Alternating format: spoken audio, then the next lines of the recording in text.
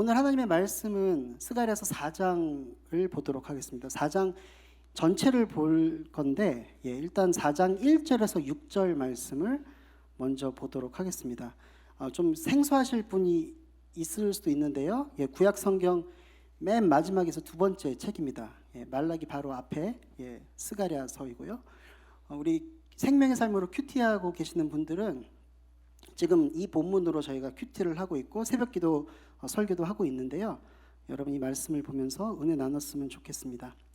1절부터 6절까지 교독하도록 하겠습니다. 제가 먼저 읽겠습니다. 내가 말하던 천사가 다시 와서 나를 깨우니 마치 자는 사람이 잠에서 깨어난 것 같더라. 그가 내게 묻되 내가 무엇을 보느냐?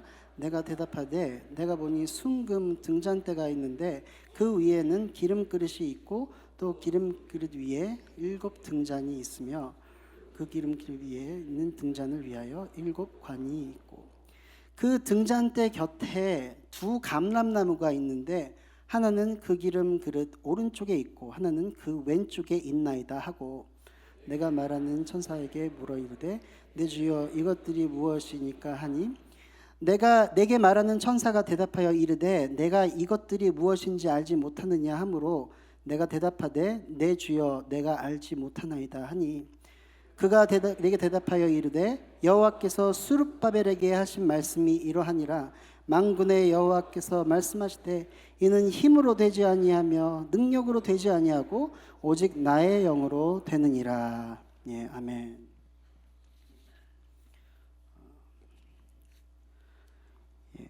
오늘 말씀이 좀 생소할 수 있으신데 그래도 같이 보면서 오늘 하나님께서 주신 메시지가 무엇인지 보도록 하겠습니다.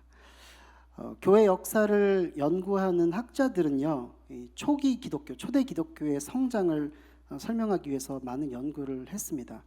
어떤 이들은 초기 기독교인들이 자신들의 신앙을 이렇게 논리적으로 체계화하고 그것을 통해서 그 시대의 문화와 타 종교들에게 효과적으로 변증했기 때문에 교회가 빨리 자랄 수 있었다고 이야기를 하고요. 어떤 일은 기독교가 나중에 이 로마 제국을 정복하지 않습니까? 로마 제국이 기독교가 국교가 되는 그 원인이 바로 이 초기 그리스도인들의 열정, 그리고 이생에 대한 가르침, 초자연적인 능력, 그리고 그들의 조직력에 있었다고 또 이렇게 말하는 사람들이 있습니다. 하지만 최근에 또 연구 결과를 보면은요 이런 말을 하더라고요. 위에 지금 제가 말한 것 같은 증거들을 찾아보기가 힘들다고 또 이렇게 이야기를 합니다. 이 초기 기독교인들, 교부들 이런 사람들이 많은 글을 남겼는데 사실 이 로마 시대 때 핍박을 많이 받지 않았습니까? 이 핍박받던 그리스도인들이 정말 신학을 발전시키거나 전도나 선교에 대한 전략을 짠 적이 별로 거의 없다고 합니다. 어쨌든 남아있는 자료들을 보면은 그런 적은 없다고 합니다. 막 조직력을 가지고 되게 열정적으로 말씀을 항상 전했을 것 같은데 실제로 이 로마 사회에서 기독교는 되게 암적인 존재로 여겨졌고 그런 사실을 잘 알고 있었고요. 이 그리스도인들이. 그리고 자신들의 이웃들이 자기들을 언제든지 고발할 수 있었다는 사실도 알고 있었고 그래서 언제든지 또 순교할 수 있다는 그런 사실도 알고 있었다고 합니다. 그래서 열정을 가지고 복음을 전하기도 했지만 그리고 기적적인 능력도 발휘를 했겠지만 하나님의 능력을 나타내긴 했겠지만 숨어서 예배를 드렸고요. 그래서 거의 비밀 조직처럼 그렇게 지냈었고 예배 보는 시간 동안에 교회 집사님들 중에 몇 분은 이렇게 망을 보았다고 합니다. 갑자기 로마의 그 병정들이 와서 들어올 수 있기 때문에 그렇게 예배를 드렸다고 합니다. 얼마나 참 가슴을 졸이면서 드렸기도 하겠고요. 얼마나 좀 불안한 마음도 있었겠습니까? 그럼에도 불구하고 그렇게 예배를 드렸는데 이 교회는 로마의 컨스탄틴 대제가 기독교인이 되기 전까지 엄청난 성장을 하게 되는 것입니다. 초기 기독교 3세기 동안에 300년 동안 매 10년마다 기독교는 40% 이상의 성장률을 보였다고 합니다. 콘스탄틴 대제가 왕위에 올랐을 때는 이미 로마 제국 전체에 600만 명이 넘는 그리스도인들이 있었고, 이것은 로마 제국 인구의 8%에서 12%에 해당되는 그런 숫자였다고 합니다. 숫자가 많을 뿐만 아니라 로마 제국이 얼마나 컸습니까? 근데 그 전역에 다 퍼져 있었고요. 그래서 이 그리스도인들을 그냥 무시할 수가 없는, 그들을 이렇게 감시하고 지켜봐야 했던 것이 바로 그런 상황이었다고 합니다. 이런 놀라운 성장은요, 그냥 미스테리라고밖에 말할 수 없는 것입니다. 교회는 미스테리입니다. 누구도 여기에 대해서 어떤 사회과학적인 뚜렷한 대답을 줄 수가 없다는 거죠. 연구는 많이 하지만. 그러면 초기 그리스도인들은 도대체 무엇을 하고 살았던가? 첫 번째는 그들은 인내하면서 살았습니다. 많은 핍박 가운데서 믿음을 지키기 위해서 인내했던 거죠. 두 번째는 그들은 정말로 그리스도인의 삶을 살았습니다. 예수님께서 가르치신 대로 살았다는 거죠. 초기 그리스도인들에게 때로는 타종교나 어떤 세상 철학가들이 기독교를 사상적으로 도전을 한 적들이 있는데, 그때마다 그리스도인들은 어떤 논리적인 그런 토론에 들어가기보다는 그들에게 그냥 우리의 삶을 보라고 이렇게 얘기를 했다고 합니다. 단순히 그들의 삶을 보게 될 때 그들의 신앙이 증명되어졌다는 것입니다. 세 번째는 그들은 예배와 올바른 가르침에 집중했습니다. 목숨을 걸고 예배를 드리지 않았습니까? 핍박 가운데 목숨을 걸고 예배를 드렸고, 그만큼 그들에게는 예배가 소중했던 것입니다. 초기 교회, 초대교회와 기독교 초기의 교회들은요, 예배를 통해서 사람들을 이렇게 끌려고 하지 않았어요. 사실 우리 지금 요즘 세대는 뭐 오늘 예배가 은혜로웠습니다 이런 얘기를 하지만, 사실 그 당시 사람들에게는 그냥 예배이기 때문에 은혜로웠던 것입니다. 예배가 감격이었고 그 자체가 은혜였던 것입니다. 예배에 오는 사람들은 이미 정말 주님께 헌신한 자들이었습니다. 그리고 그들은 세례를 받기 전까지 하나님의 말씀과 올바른 가르침을 받는 데 집중했습니다. 저희는 사실 예수 그리스도를 구주로 영접하면은 곧바로 세례를 받고 또 사실 성경에도 그렇게 받았지만, 초기에 있는 크리스찬들이 그 세례를 받으려면은 좀 이렇게 오랜 기간 이렇게 말씀을 배우고 그런 과정이 있었다고 합니다. 또 왜냐하면은 핍박 가운데 있었기 때문에 세례를 받는 것은 어떻게 보면은 그 당시 로마의 황제에 반항하는 것으로, 왜냐하면 세례를 받을 때 주 예수 그리스도를 주님과 구주로 영접하는 거 아닙니까? 그런데 황제가 이렇게 살아 있는데 그렇게 하는 것은 반역으로 여길 수도 있었는데, 그것을 감수하면서 받았던 것입니다. 그러니까 오직 정말 진정한 믿음을 가진 사람만 받을 수가 있었는데, 그렇게 받기 위해서 하나님의 말씀을 그렇게 열심히 공부했던 것입니다. 마지막으로 그들은 이제 우리가 아까 제가 광고했지만 6월 16일 날 이제 김치를 담그는데, 마치 김치를 담그는 것처럼, 김치를 어떻게 담습니까? 배추에다 양념을 해가지고 그냥 묵히는 거잖아요. 묵히는 것인데, 그런 것처럼 이 초대 교회도 정말 인내 가운데 발효되었다고 이렇게 학자들이 말하는 사람들이 있습니다. 배추와 양념을 같이 놓지만 사실 그 숙성하는 과정은 그 안에서 이루어지는 거잖아요. 우리의 무슨 능력으로 힘으로 조정할 수도 없고, 예상할 수도 없고, 정지할 수도 없는 그 숙성 과정을 거쳤던 것이 바로 초기 기독교였다고 하는 것입니다. 지금 말한 것들을 보면요, 제가 4가지를 말했는데 이 무엇 하나도 우리가 말하는 어떤 적극적이고 전략적이고 공격적인 그런 방법이 아니었다는 거예요. 막 전도하기 위해서 막 공격적으로 가고 그런 것들이 아니었고, 교세를 펼치기 위해서 그렇게 전략적으로 했던 것이 아니었다는 거예요. 그냥 정말 그것은 인간의 노력과 힘으로 이루어진 것이 아니었다는 것입니다. 그럼에도 불구하고 교회는 놀랍게 성장했고, 복음은 더욱 강하게 진보했던 것입니다. 자, 그렇다면은 이 미스테리의 해답은 무엇입니까? 우리 오늘 말씀을 통해서 알아보도록 하겠습니다. 오늘 저희가 읽은 이 스가랴 말씀은 스가랴 선지자가 쓴 말한 예언이죠. 선지자가 말한 예언인데요. 이 당시는 바벨론 포로로 잡혀갔던 유대 백성들이 이제 유다 땅으로 돌아오게 된 후의 얘기입니다. 예루살렘으로 돌아오게 되었는데 돌아오면서 가장 시급하게 해야 됐던 것은, 그리고 하나님께서 원하셨던 것은 바로 성전을 재건축하는 것입니다. 성전이 완전히 파괴되지 않았습니까? 그래서 성전을 지으려고 했는데 거기 없는 동안 이주해왔던 이방인들이 아주 강력하게 반대하게 되고 이 때문에 또 황제에게 이것을 고소하고 이렇게 되면서 성전 건축이 시작을 했다가 중단되고 맙니다. 기초는 세웠는데 더 이상 지을 수가 없었어요. 그렇게 되면서 사람들은 이 성전에 관심을 갖기보다는 자기 그냥 삶에 열심을 냅니다. 자기 살기에, 먹고 살기에 바쁜 삶을 살게 돼요. 자, 그런데 그렇게 열심히 일했지만 그들의 삶은 결코 풍족하지 않았어요. 오히려 점점 더 어려워졌어요. 그 이유는 무엇입니까? 왜냐하면 성전을 재건축하지 않았기 때문에 예배가 회복되지 않았고, 예배가 없기 때문에 하나님의 축복이 그들에게 흘러내려올 수가 없었다는 것입니다. 그들은 지리적으로는 유대 땅으로 돌아왔지만 아직도 그들의 마음은 하나님께 돌아오지 않았던 것입니다. 자, 그런데 오늘 말씀을, 이 스가랴서 말씀을 보면요, 그렇게 그들이 하다가 그만둔 그 성전 재건축을 하나님께서 마치시겠다고, 하나님께서 이루시겠다고 말씀하는 것입니다. 비전을 통해서 보여주시는 것입니다.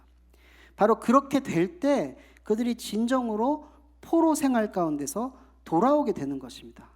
영적인 포로 가운데서 돌아오게 되는 것입니다. 그래서 이스라엘 민족이 성전을 완축하게 하기 위해서 하나님께서는 2명의 선지자를 부르시는데 그들의 이름이 학개와 스가랴였습니다. 학개와 스가랴를 통해서 성전 건축을 재개하도록 명하시고 또 격려하십니다. 특별히 그 당시 유대의 총독이었고 다윗의 자손, 만약에 나라가 있었으면 왕이 되었을 수룹바벨이라는 사람에게 성전 건축을 완공하도록 명하시고 또 그를 그렇게 세우십니다. 그리고 대제사장 여호수아를 또 세우십니다. 그렇게 건축해 들어갔는데 그때 하나님께서 스가랴 선지자에게 밤에 비전을 보여주기 시작하세요. 밤에 비전을 보여주시면서 성전 건축을 완공할 것을 이제 보여주시는데 칠흑 같은 밤에 왜 그 비전을 보여줬을까? 그 당시 시대 영적으로 어두운 시대였습니다. 하지만 그 어두움 가운데 하나님께서는 그분의 계획과 비밀을 하나님의 사람들에게 보여주시는 것입니다. 하나님의 비전을 보여주셨던 것입니다. 우리가 비전 그렇게 생각하면 요새 분들은 나의 꿈, 나의 계획, 내가 이루어야 될 것을 생각하는데 성경에 나오는 이 비전이라는 단어, 오라클이라고 하는 그 단어는 하나님께서 이루실 일들을 보여주는 것입니다. 우리 삶의 진정한 비전은요, 내 꿈이 아니로 정말 하나님께서 하실 그 일에 동참하는 것인 줄로 믿습니다. 아멘. 자, 그래서 이제 성전을 다시 이제 건축을 했다가 그만뒀다가 10여 년 후에 다시 건축하게 되는데 그때 이 비전을 통해서 비전을 보여주시는데 비전을 통해서 2사람을 다시 세우시는데 그게 누구냐면 여호수아 대제사장과 그다음에 수룹바벨을 다시 세우시는데 그 비전 가운데 하나가 바로 오늘 읽은 성소에 있는 금등잔의 비전입니다. 금등잔의 비전입니다. 성소에는 순금으로 된 금등잔이 있었거든요.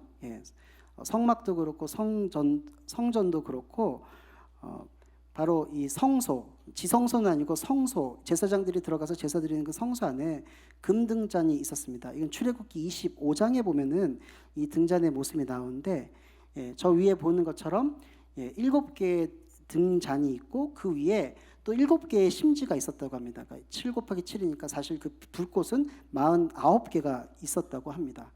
근데 저 등잔은 도대체 어떤 용도였는가? 사실 저 등잔은요, 성전 안에서 그다음에 성소 안에 유일한 불이었어요. 제사장들이 제사를 드리려면은 불이 있어야 되잖아요. 그죠? 조명이 있어야 되는데 저 이 메노라라고 하는 저 등잔이 그 조명을 해줬다는 것입니다. 하지만 그냥 단순히 조명만을 위한 것은 아니었어요. 저 금등잔에는 하나님께서 아주 중요한 상징적인 의미를 주셨습니다. 그것은 무엇이냐면은 바로 성소에, 그 성소에 하나님께서 항상 함께 하시고 임재하시는 것을 나타냈던 것입니다. 다시 말해서 이스라엘 백성 가운데 하나님이 항상 함께 하신다는 것을 저 등잔을 통해서 보여주셨던 것입니다. 그리고 또 반대로 이스라엘 백성은 항상 하나님 앞에 있음을 나타냈던 것이죠. 항상 있어야 되니까 어떻게 했겠어요? 24시간 동안 계속 그 불이 타도록 해야 됐어요. 그렇게 하려니까 제사장들은 감람유를 계속 거기다 부어서 불이 꺼지지 않도록 했습니다. 바로 그것이 이 성소 안에 있었던 금등잔이었습니다. 자, 근데 오늘 이 스가랴서 4장에 나오는 등잔은요, 아까 말했던 성막과 성전에 있던 등잔과 비슷해 보이긴 하는데 좀 다른 점이 있습니다. 아래 기름 그릇이 있고 그 위에 7 등잔이 있고, 그 위에 이제 불들이 있었는데 이거는 뭐 사실 비슷해요. 자, 근데 이 등잔 옆에 감람나무가 2개가 있었고요, 드구루가 있었고, 거기서 자연스럽게 이 감람유, 올리브 기름이 흘러나와서 7개의 관을 통해서 7 등잔에 공급이 되었던 것입니다. 그래서 불이 계속 탈 수 있도록, 예전엔 아까도 말했지만 제사장이 감람유를 계속 부어야지, 리필을 해야지 됐는데, 이제는 그런 사람의 힘이 아니라 사람이 하는 것이 아니라 정말로 저절로 나무에서 직접 그 감람유가 공급이 되었다는 것입니다. 실제로 이 성전에 있었던 저 금등잔은 예루살렘이 함락되고 성전이 무너졌을 때 불이 꺼지고 말았어요. 그죠? 그러니까 인간의 노력으로 했던 그 불은 꺼지고 말았는데, 오늘 이 비전 가운데서 보여주시는 이 등불은 결코 꺼질 수가 없다는 거예요. 사람이 힘으로 하지 않을 뿐만 아니라 정말로 그 나무에서 직접 공급되는 그 감람유, 도대체 이것은 무엇을 나타내는가? 바로 이 사람이 짜가지고 주는 감람유가 아니고 나무에서 넘쳐나와서 내려오는 그 감람유는 하나님의 영, 성령님을 나타내는 것입니다. 성령님을 나타냅니다.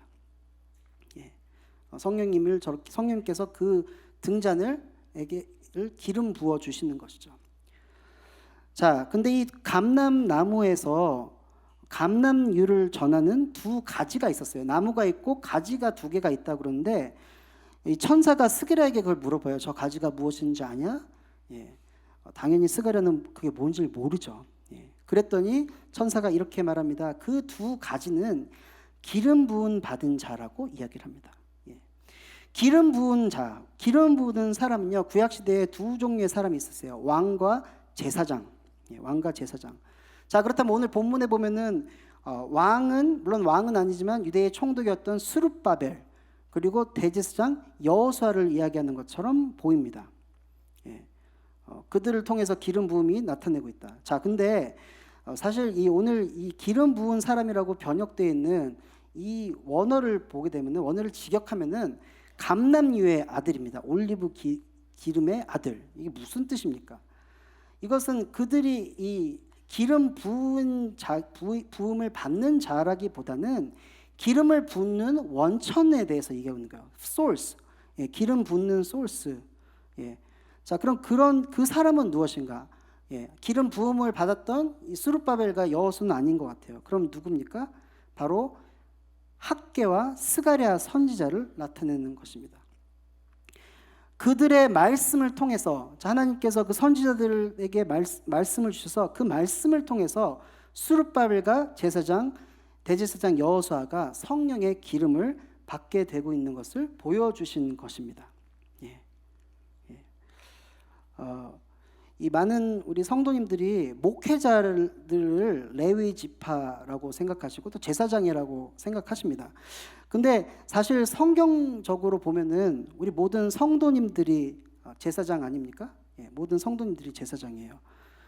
근데 목사와 교육자들은 그럼 어떤 역할을 하는가? 예, 바로 이 제사장 분들이 하나님의 말씀대로 살고 하나님의 말씀으로 세워지고 정말 하나님의 기름 부으심을 넘치게 받도록 하는 그런 역할을 한다는 것입니다. 예. 그래서 정말 이 우리 목회자나 교육자들의 이 말씀을 통해서 우리 성도님들이 그 정말 성령의 기름 부으심을 받을 수 있도록 도와드리고 인도한다는 거죠. 그래서 어떻게 보면 좀 선지자적인 역할이 아닌가 그런 생각을 해보았습니다. 어쨌든 하나님의 기름 부으심은요, 예, 하나님의 기름 부으심은 하나님의 영을 통해서, 근데 무엇을 통해서 하신다고요? 바로 말씀을 통해서 부어주신다는 것입니다. 예, 말씀을 통해서 하나님의 영을 기름 부으심을 부어주십니다.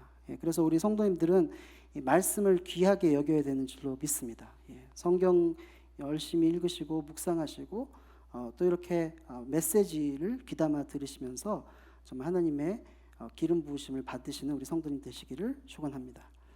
6절에 이렇게 말합니다. 천사가 이제 스가랴에게 말하죠. 그가 내게 대답하여 이르되 여호와께서 스룹바벨에게 하신 말씀이 이러하니라. 만군의 여호와께서 말씀하시되 이는 힘으로 되지 아니하며 능력으로 되지 아니하고 오직 나의 영으로 되느니라. 예. 아까도 말씀드린 성전을 재건축해야 되는데 완공을 해야 되는데 우리 사실 상식적으로 뭐가 필요한 것 같으세요? 예. 돈이 필요하지 않습니까? 예. 인력이 필요하지 않습니까? 예. 그 프로젝트를 잘 이렇게 이끌 그런 매니저가 필요한 것이 아닙니까? 우리는 그렇게 생각을 하는데 하지만 오늘 말씀 가운데서 하나님은 하나님의 사역은 하나님의 일은 결코 그것으로 되어지지 않는다고 말씀하십니다. 하나님의 일은 하나님의 영으로 이루어진다고 말씀하시는 것입니다. 아멘. 예, 7절 말씀에 또 이렇게 말해요. 계속해서 이렇게 말씀하십니다. 큰 산아 내가 무엇이냐? 내가 스룹바벨 앞에서 평지가 되리라. 그가 머릿돌을 내놓을 때에 우리가 외치기를 은총이 그에게 있을지어다 하리라 하셨고, 예. 성전을 짓는데 많은 방해가 있었어요. 예.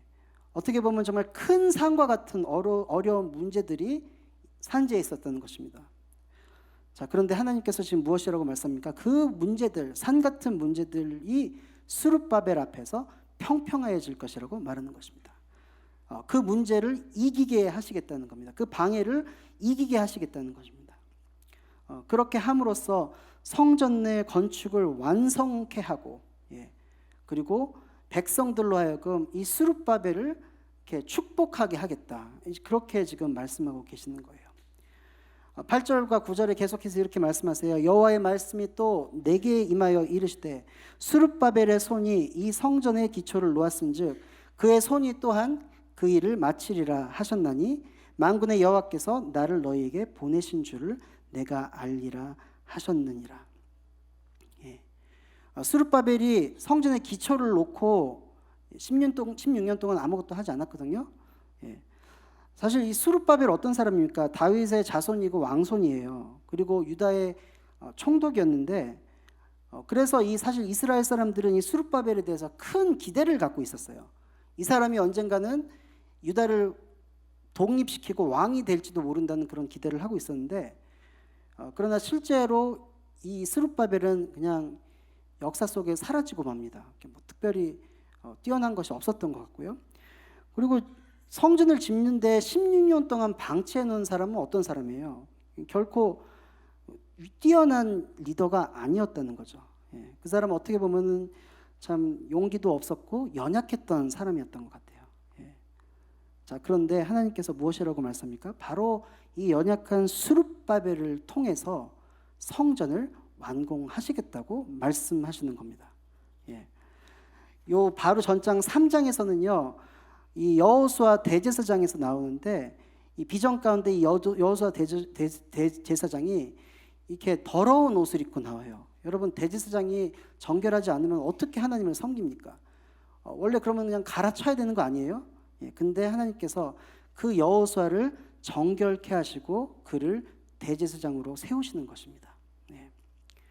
여러분, 우리는 어떻습니까? 우리 참 연약하고 흠도 많고 그런 것이 우리의 모습이지 않습니까? 때로 그래서 좌절도 하고 나 같은 사람이 무엇을 할까 이렇게 생각하는데 여러분, 하지만 하나님께서 쓰시겠다고 하시면은 그분은 우리를 사용하실 수 있는 줄로 믿습니다. 하나님께서 우리를 정결케 하시고 우리를 기름 부으실 때 우리는 하나님께 쓰임 받을 수 있는 사람이 되는 것입니다. 10절에서 이렇게 말합니다. 작은 일의 날이라고 멸시하는 자가 누구냐? 사람들이 스룹바벨의 손에 다림줄이 있는 것을 보고 기뻐하리라. 이 일곱은 온 세상에 두루 다니는 여호와의 눈이라 하니라. 이 성전을 재건축하는데 사실 이 성전이 되게 초라했어요. 예전에 솔로몬이 지었던 성전에 비하면 정말 너무 아무것도 아니었어요. 크기도 반밖에 안 되고요. 그러다 보니까 에스라 3장에 보면요, 성전의 기초를 세우는데 많은 사람이 이렇게 함성을 지르고 좋아했지만 솔로몬의 성전을 기억했던 나이가 많으신 그런 분들은 그 자리에서 울었다고 합니다. 너무 초라한 거예요. 재건축을 하지만 이건 아닌 것 같은데 이런 생각을 한 거죠. 성전 재건축에 이스라엘 사람들이 이렇게 미온적으로 나섰던 이유 중에 하나가 이거예요. 되게 초라했다는 거예요. 별거 아니라고 생각을 한 거죠. 하지만 사람들은 그렇게 생각했지만 하나님의 눈은 이 성전의 재건을 기뻐하셨습니다. 10절에 아까 읽은 9절에서 사람들이 스룹바벨의 손에 다림줄이 있는 것을 보고 기뻐하리라고 이제 번역이 되어 있는데 사실 이 본문은 원어는 좀 다르게 또 번역될 수가 있는데요. 미국 NIV라든지 NASB 이런 그 버전을 보면은 사람들이 기뻐하시는 게 아니고 바로 하나님의 일곱 눈이 그것을 기뻐한다고 이렇게 번역을 합니다. 하나님의 눈이 7개라니까 참 놀라워 무슨 뭔가 그러는데 거기엔 또 의미가 있어요. 뭐냐면은 좀 이따 설명할게요. 근데 어쨌든 하나님의 눈에는 이 성전의 크기가 상관이 없다는 거예요. 어차피 그렇게 영광스러웠던 솔로몬의 성전도 그 하나님의 영광을 담기에 부족하지 않았습니까? 성전은 성소는 하나님의 발등상을 나타내요. 발만 거기다 대신 거예요. 원래 의미는. 근데 그 성전이 어찌 정말 천지와 온 우주에 충만케 하시고 충만하신 그분께서 거기 사실 계실 수가 있습니까? 그 어떤 성전도 충분하지가 않다는 거예요. 하지만 하나님께서는 지금 이 상황에 맞는 성전을 짓도록 하셨고, 뭐 돈도 없고 상황도 안 좋잖아요, 그죠? 사람도 많지 않고 하고, 그리고 거기에 또 자신의 이름을 두시기로 결정하신 것입니다. 하나님, 우리의 눈에 보기에는 너무나 초라해 보이는 성전이지만 그 성전에 하나님의 큰 계획이 있었습니다. 학개에서 2장 9절에 보면 하나님께서 이렇게 말씀합니다. 이 성전의 나중 영광이 이전 영광보다 크리라. 만군의 여호와의 말이니라. 내가 이곳에 평강을 주리라. 만군의 여호와의 말이니라. 우리 눈에는 작아 보이고 별거 아닌 것처럼 보이는데 하나님께서는 그것을 통해서 큰 계획을 이루시고 더 놀라운 일들을 하시겠다고 말씀하는 것입니다. 건물의 크기와 화려함이 하나님께 중요한 것이 아니에요. 하나님께 순종하고 신실하게 그분의 뜻을 따르는 것이 중요합니다. 그래서 우리는요, 우리의 눈으로, 인간의 눈으로 판단하지 말고 하나님의 눈으로 바라봐야 될 것입니다. 하나님은 이 초라한 성전에 대해서 놀라운 뜻을 가지고 계셨습니다. 그것은 무엇입니까? 이 스룹바벨은 다윗의 자손이기도 했지만 또 누구였냐면은 예수님의 조상이었어요. 바로 이 스룹바벨을 통해서 예수님이 오게 되시는데, 나중에 예수님께서 바로 이때 지었던 성전, 물론 이제 헤롯이 더 크게 지었지만 그 성전에서 하나님의 사역을 또 하지 않으셨습니까? 그 성전을 바라보시면서 자기 자신이 바로 그 진정한 성전임을 나타내지 않으셨습니까? 그래서 예수님을 통해서 더 큰 정말 성전의 그 영광을 보여주셨던 그 일이 일어났던 것이 바로 이 성전이었다는 거죠. 예. 그래서 여러분 정말 하나님의 사역은, 하나님의 일은 우리의 힘으로 우리의 뜻대로 하는 것이 아니라 그렇게 할 수도 없고요, 오직 하나님의 영으로 해야 되는 줄로 믿습니다. 예. 예. 자, 오늘 그러면은 이 말씀은 신약 세대와 신약 시대 또 지금을 살아가는 우리에게는 어떤 의미가 있습니까?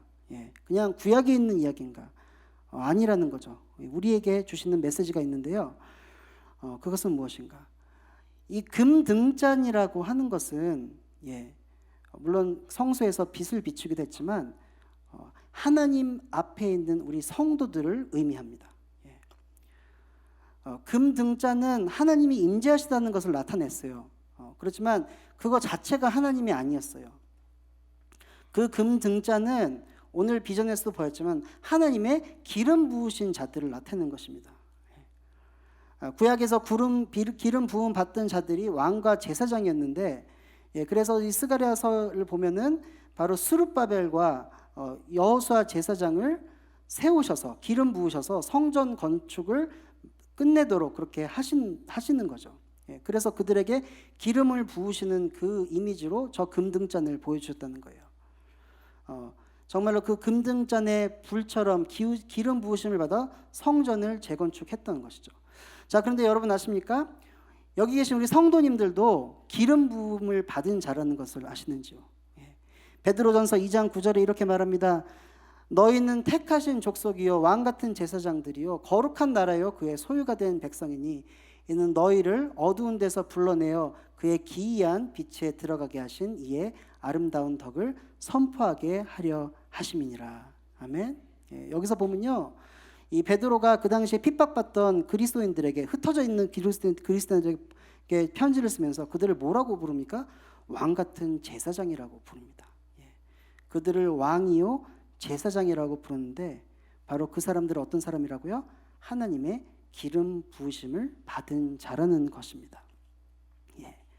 그리고 그들은 어둠 가운데서 정말 이 등잔의 불처럼 빛을 나타내서 그리스도의 정말 덕을 선포하게 된 그 기이한 빛을 선포하는 자로 세우심을 받았다는 것입니다. 바로 그 사람들이 우리인 것입니다. 우리 성도님들이신 것입니다. 믿으십니까?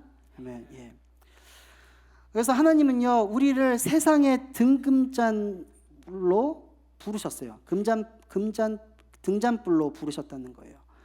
예수님은 마태복음 5장 14절에서 16절까지 이렇게 말씀하십니다.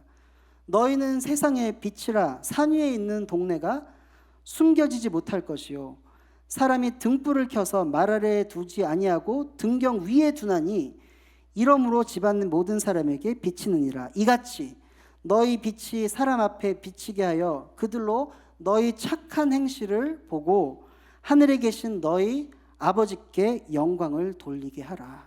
아멘. 하나님께서는 우리를 이 등잔의 빛처럼 어두운 세상을 비추는 빛으로 부르셨습니다. 우리 교회에서 자주 가는 그 에브리데이 캠프 할 때 자주 가는 그 말리부 캠프 있지 않습니까? 거기 이름이 힐탑이에요. 힐탑. 가보신 분 알겠지만 산 위에 높이 있어요. 경치는 좋은데 올라가는 길이 좀 힘들잖아요. 그죠? 근데 왜 굳이 거기다가 캠프장을 만들었을까? 이거 한번 생각해 보셨나요? 왜 거기다 굳이 캠프장을 세웠을까? 그곳은 제가 그냥 아는 바로는요, 여름에 유대인 어린이 청소년 캠프를 하더라고요. 거기서 그렇게 하는데 그들에게 정말 그 세상의 빛이 되라고 그 장소에서 캠프를 하는 것 같아요. 거기 올라가시면 알겠지만 그 캠프 로고가 뭐예요? 바로 저 금등잔이에요. 금등잔불.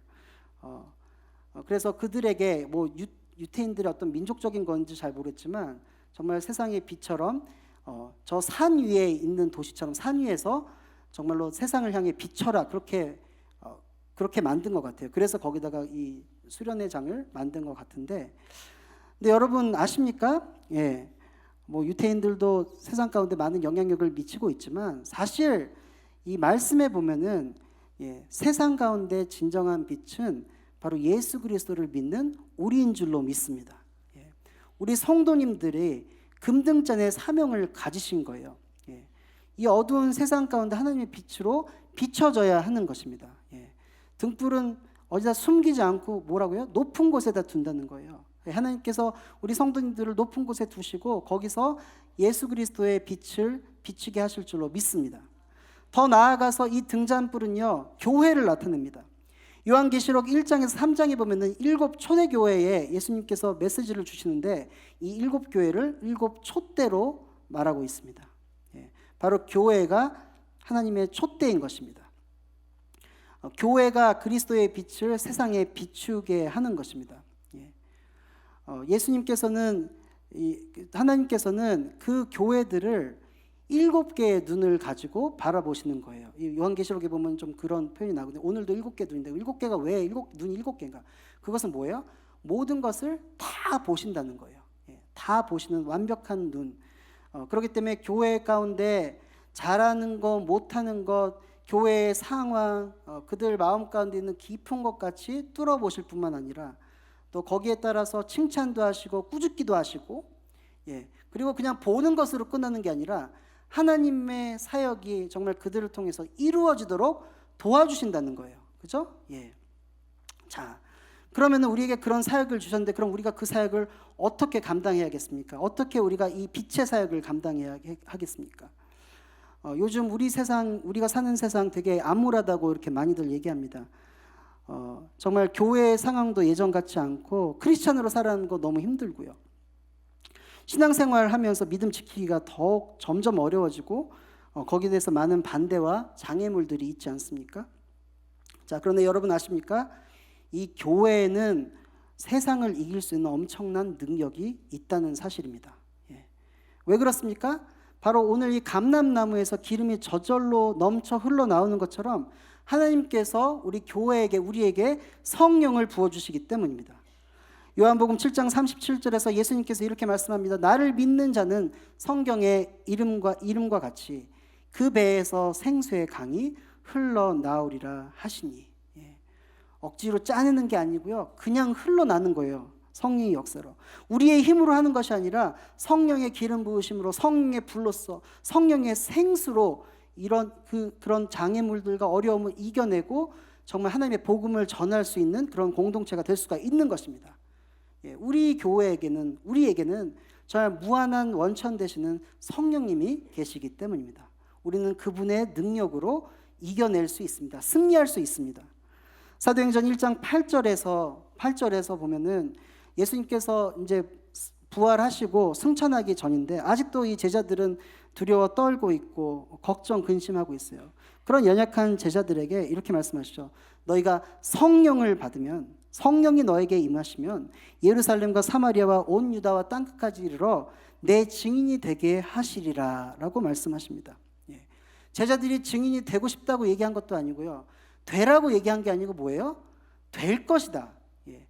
바로 주님의 의지로 되게 하시는데 무엇을 통해서요? 성령님을 통해서 이루어진다는 것입니다. 우리의 힘으로 되는 것이 아니라 성령의 능력으로 된다는 것입니다. 실제로 사도행전 2장에 보면은 바로 이것이 이루어지는데 오순절날 성령의 기름 부으심이 불의 혀같이 정말 마가의 다락방에서 기도하고 있는 그 사람들 머리 위에 내려옵니다. 마치 등잔의 불꽃처럼 그들의 머리 위에 이 성령의 불이 내려왔다는 거예요. 그렇게 되니까 어떡합니까? 이들이 성령의 능력을 받고 정말 주님의 복음을 정말 온 땅에 전파하게 되는 그런 사람들이 되는 것입니다. 바로 이 세상 가운데 하나님의 사명을 감당할 수 있게 된 것입니다. 그렇다면 우리의 교회는 정말로 엄청난 능력을 가진 교회인 것입니다.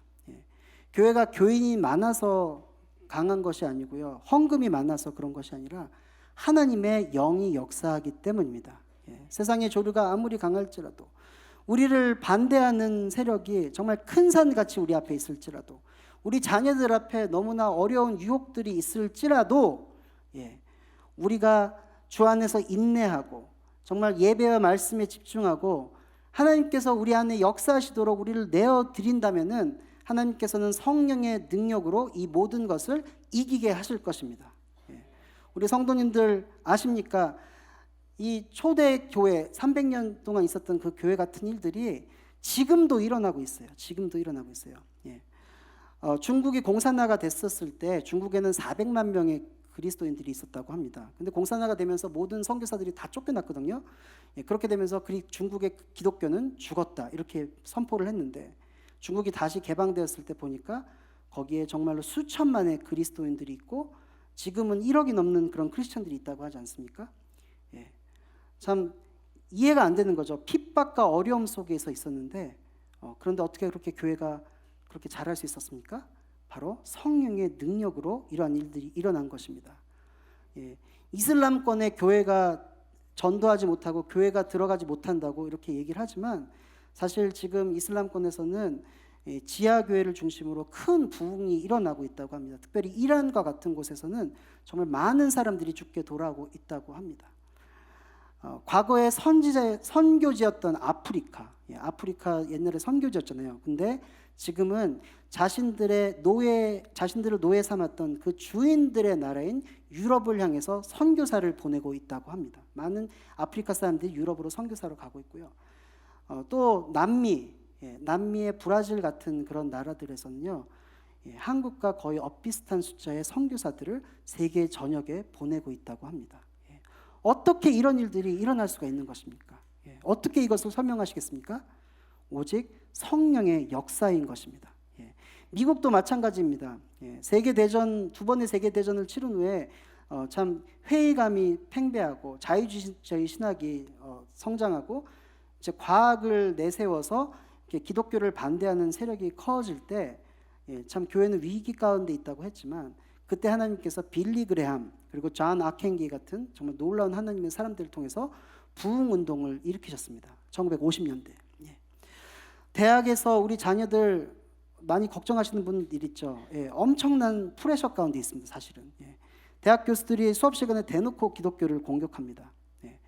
이제 그런 걸 자꾸 들으면 우리 자녀들 다 그냥 교회를 떠나고 믿음을 떠날 것 같은데, 그런 공격이 제일 심한 소위 미국의 이런 인류 대학들이라는 곳들 가운데서 복음주의 학생들의 숫자가 늘어나고 있다는 사실을 알고 계십니까?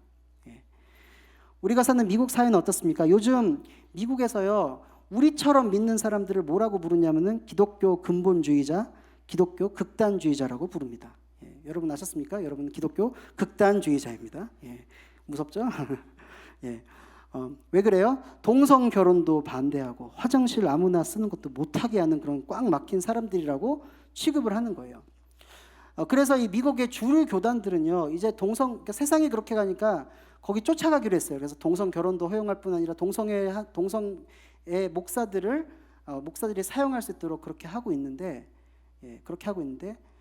정작 그들의 교세는 점점 현저하게 떨어지고 있습니다.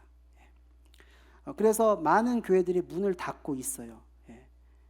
그런데 여러분 아십니까? 문을 닫는 교회만큼 지금 미국 내에서 새로운 교회들이 개척되고 있습니다. 작년을 기준으로 문 닫은 교회하고 새롭게 개척되는 교회 숫자가 비슷해졌어요. 정말 하나님께서 하나님의 영으로 지금 이 미국의 교회 가운데 역사하고 계시는 것입니다.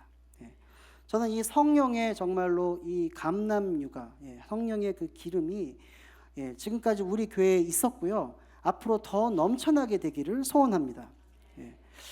참 그렇게 돼야 되는데, 근데 때로 우리 살다 보면은 그런 능력으로 살아가지 못하는 것 같아요. 좀 기름이 떨어진 것 같은 그런 느낌이 든다는 거예요. 왜 그렇습니까?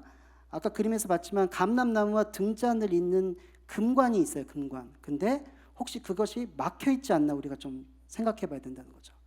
우리가 가지고 있는 불신, 걱정, 죄, 그리고 정말 하나님의 뜻을 구하지 않는, 그런 기도하지 않는 것 때문에 그 관이 막혀 있을 수 있다는 거예요. 여러분, 우리 이 금관을 정말로 믿음으로 기도 가운데 뚫으시기 바랍니다. 이 관을 통하여서 성령의 기름 부음이 우리 교회 가운데 넘치도록 우리 기도해야 되겠습니다. 정말 첫사랑을 회복하고 우리 삶의 우상들을 내려놓고 우상들을 제거하고 안일한 마음, 미지간 마음들을 이제는 정말 더 열정적으로 뜨겁게 할 수 있는 우리 성도님들, 우리 교회가 되기를 바랍니다. 그리고 정말 우리 교회에게 하시는 성령님의 말씀을 들으시기 바랍니다. 아까도 봤지만 성령님께서 정말 이 세계 가운데 엄청나게 역사하고 계세요. 그 역사하시는 그 가운데 우리가 맡아야 될 사명, 우리에게 부르심은 무엇인지 우리가 물어보고 기도해야 되는 거예요. 여러분 정말 그렇게 해야 되는데 혹시 그것을 무시하고 산다면은 혹시 예수님께서 우리에게 그 성령의 등잔을 옮기실 수도 있어요. 그런 일이 일어나지 않도록 정말 우리가 기도하고 주님의 음성을 듣는데 주님의 뜻을 분별하는데 정말 기도 가운데 노력해야겠습니다. 저는 저희 에브리데이 교회가 하나님의 영으로 사역하는 교회가 되기를 바랍니다. 지금까지 그렇게 하셨는데 더 그렇게 됐으면 좋겠어요. 이것은 우리가 생각하는 계획과 우리가 생각하는 어떤 능력과 한계 뭐 이런 것들을 계산하고 있는 게 아니고요. 그냥 하나님께서 우리 교회를 향하신 계획과 사명인 것을 알면은 순종하고 나아가는 것입니다. 현재의 모습에 안주하거나 그냥 편하게 있거나 그냥 또는 실망하는 것이 아니라 주님께서 우리 교회에게 주신 그 포텐셜이 무엇인지, 얼만큼인지, 사명이 무엇인지 기도 가운데 정말로 분별하면서 나아가야겠습니다. 이것도 안 되고 저것도 안 되고 이러는 것이 아니라 하나님의 뜻이라면은 순종하고 인내 가운데 있을 때, 아까도 김치 얘기를 했지만 김치가 오랫동안 묵히면은 야들야들해지면서 맛있어지잖아요. 정말 하나님께서 우리를 그런 정말 주님을 기쁘시게 하는 그런 맛있는 김치처럼 만들게 되실 줄로 믿습니다. 정말 그렇게 할 때 우리 앞에 있는 이런 장애물들, 큰 산들을 하나님께서 평평하게 하시고 우리 교회를 통해서 큰 역사를 이룰 줄로 믿습니다. 그리고 우리 교회가 정말 그리스도의 빛이 되는 교회가 되기를 소망합니다. 빛은 비추려고 하지 않아요. 그죠? 빛이기 때문에 사람들이 볼 수 있게 되는 거거든요. 정말 기도와 말씀을 통해서 성령의 기름을 받을 때 우리가 정말로 불꽃처럼 태워지게 되고 세상은 우리를 바라보면서 하나님을 발견하고 하나님 안에 있는 소망을 발견하고 구원을 보게 될 것입니다. 어떻게 이것이 가능합니까? 오늘 6절 말씀 우리 보면서 다시 한번 볼까요? 이는 힘으로 되지 아니하며 능력으로 되지 아니하고 오직 나의 영으로 되느니라. 아멘. 하나님의 영으로 이루어질 것입니다. 우리 교회 가운데 정말 하나님의 영으로 하나님의 영으로 성령의 역사가 넘치는 그런 교회 되기를 소망합니다. 우리 이 시간에 찬양 하나 부르겠는데요. 이 찬양을 통해서 오늘 받은 말씀을 우리의 신앙 고백으로 주님께 올려드리길 원합니다. 혹시 좀 노래가 생소할 수도 있는데 여러분 그럴지라도 이 가사를 보시면서 우리 기도로 주님께 올려드리길 원합니다. 교회여 일어나라. 같이 부르시겠습니다.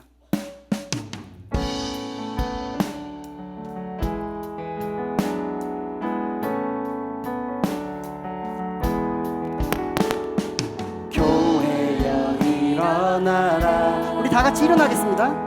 주께서 부르시니 두려움과 실패 내려놓고 교회여 일어나라. 교회여 일어나라. 교회여 일어나라. 주께서 보내시니 우릴 부르신 삶의 자리에서 교회여 일어나라. 우린 세상의 빛, 우린 세상의 빛, 하나님의 편지, 주의 교회를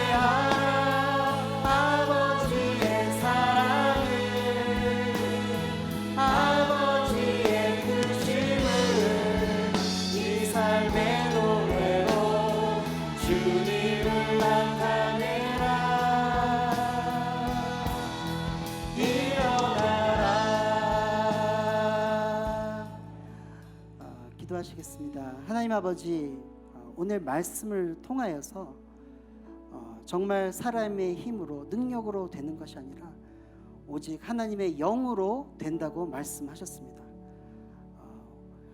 우리의 삶 가운데서 참 어려움과 힘든 일들 많이 있습니다. 신앙대로 살아가기가 힘들 때도 많이 있고, 또 교회를 섬기면서 또 교회 가운데 우리가 정말로 넘어서야 될 그런 일들, 기도해야 될 일들이 있고, 정말 세상 가운데서 하나님 아버지 믿음을 가지고 살아가는 것이 너무나 힘든 세상입니다. 하지만 이 가운데 정말 우리에게 성령을 부어주시는 그 하나님의 능력을 체험할 수 있도록 도와주시옵소서. 정말로 교회여 일어나라, 우리가 정말로 일어나서 주님을 나타내고 이 세상 가운데 빛과 소금으로 살아갈 수 있도록 도와주시옵소서. 그래서 우리 정말 주님의 이름이 정말 온 땅에 높여지고 영광 받게 되는 그 비전을 가지고 살아가는 우리 성도님들 되게 하여 주시옵소서. 또 이렇게 귀한 제물을 주님께 올려드립니다. 우리 성도님들의 피와 정말 땀이 섞여 있는 정말 귀한 것입니다. 이것을 통하여서 주님 영광 받아주시고 기뻐 받아주시고 복음이 전파되고 하나님 나라가 확장하는데 쓰여 주시옵소서. 이제는 우리 주 예수 그리스도의 크신 은혜와 하나님 아버지의 무궁하신 사랑과 성령 하나님의 감동 강하게 하시고 교통 교제케 하심이 오늘 정말 나의 힘으로 살지 아니하고 하나님의 영으로 성령으로 살기로 작정하는, 그리하여서 이 세상 가운데 주의 빛이 되어서 어둠을 밝히며 많은 자들로 주님께 인도하기로 작정하는 우리 모든 성도님들 머리머리 위에 이제부터 영원까지 함께 하시기를 축원합니다. 아멘.